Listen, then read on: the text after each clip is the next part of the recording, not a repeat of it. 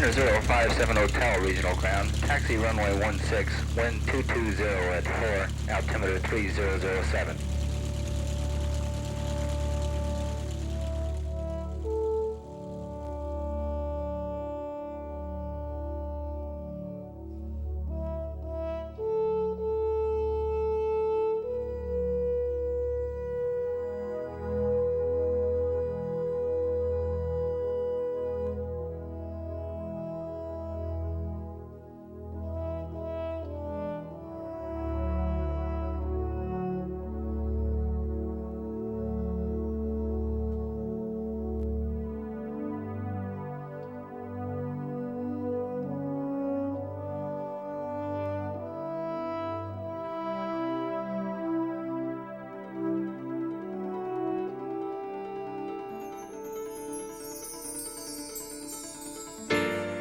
The 1980s and 90s marked the dawn of a new era of environmental conservation in the state of Florida.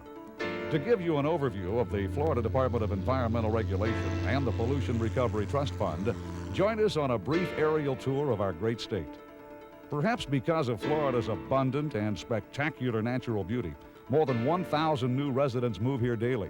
With them have come automobiles, home construction, businesses, industry, and damage to the delicate environmental balance which has ruled this land for literally millions of years. To combat the forces at work against the nature of Florida, the State Department of Environmental Regulation was given a mandate to protect, conserve, and restore the air, water, and natural resources of Florida. The means to accomplish its goals come partially through the Pollution Recovery Trust Fund, part of the state's environmental control law. The law allows fines to be imposed against violators of Florida's environmental laws and to use those funds to restore specific areas damaged by pollution. Repair projects may include replanting destroyed seagrasses and shoreline vegetation, contamination cleanup, restocking of marine life killed by pollution, restoration of unimpeded water flow to areas filled by siltation, and many other restoration techniques. Pollution Recovery Trust Funds are used not only to repair environmental damage, because that alone will not solve the problem of pollution in Florida. Prevention through environmental education is the key to Florida's ecological survival.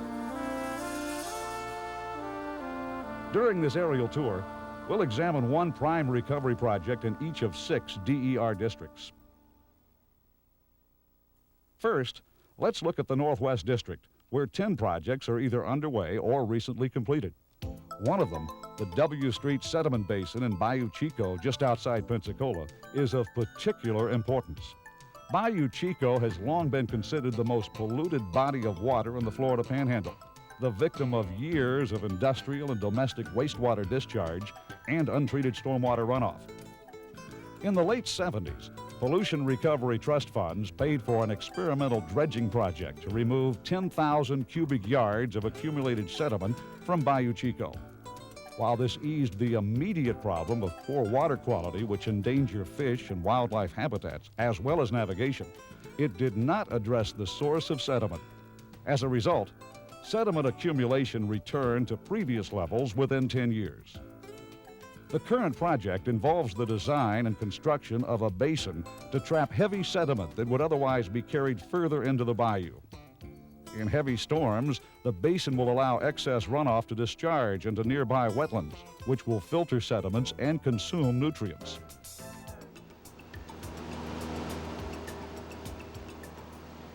Let's move along the coast, down to the Southwest District, where 10 recovery projects exist, most notably the Gandy Causeway restoration. This project is an excellent example of cooperative efforts between the governmental, environmental, and private sectors. These groups joined forces to form an environmental action team whose principal focus was the Gandy Bridge Causeway. A massive tangle of ecologically damaging Brazilian pepper and Australian pine were removed and replaced by native vegetation. A new frontage road, fencing, and tidal ponds were then constructed. Access and safety were improved for those who fish the bridge. Unauthorized dumping ceased. Stormwater treatment swales were improved. And the City Parks Department began managing the site as a new city park for the enjoyment of citizens.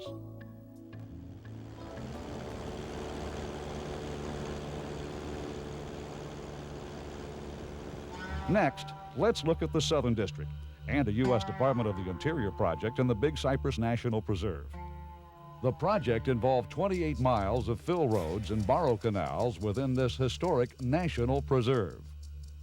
Spoil piles which lined the canal banks became heavily populated by destructive Brazilian pepper trees. Left unchecked, they threatened the natural integrity of the entire Big Cypress Preserve.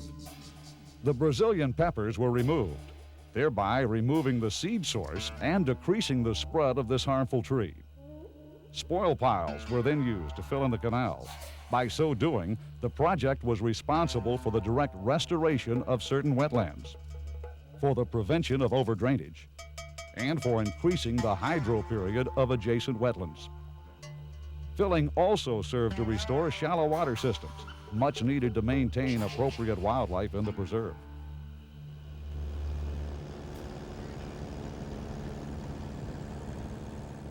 As we move across the state, we come to the Southeast District of the DER. More projects are currently underway here, the home of Florida's most prized ecosystem, the Everglades, than anywhere else in the state. We'll examine the Fern Forest Nature Center water level restoration project in Broward County. For thousands of years, Cypress Creek was a large slough and wetland system which served as a major drainage way between the Everglades and the ocean. These 254 acres of wilderness are nearly all that remain of this once massive wetlands. Yet within them are 10 distinct and diverse natural communities, from open prairie to cypress maple swamp.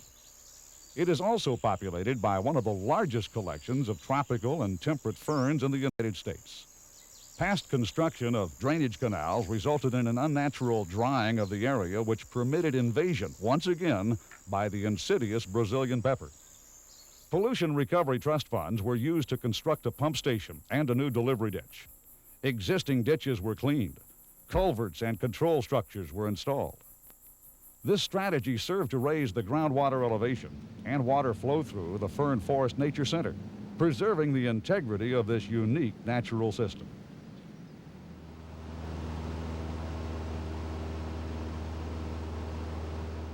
Moving up the coast brings the Central District into view, where there are 9 Pollution Recovery Trust Fund projects in place.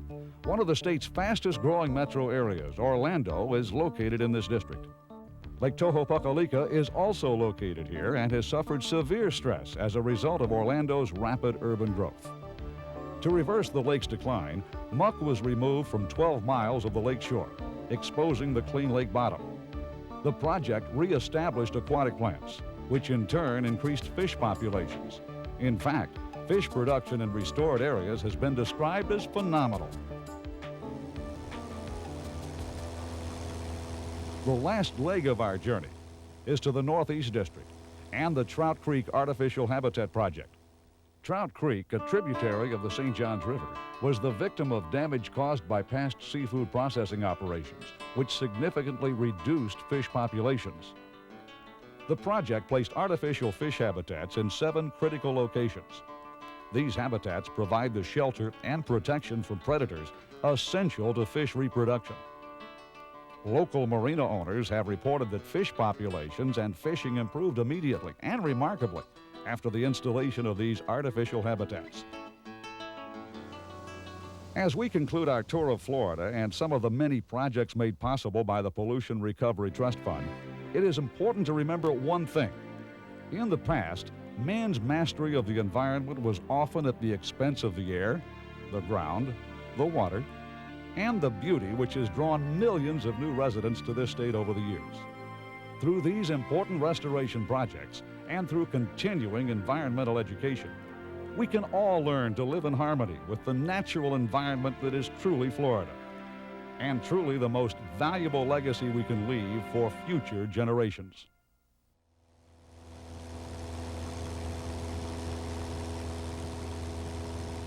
Welcome home, 9057 Hotel. Make straight in runway 16.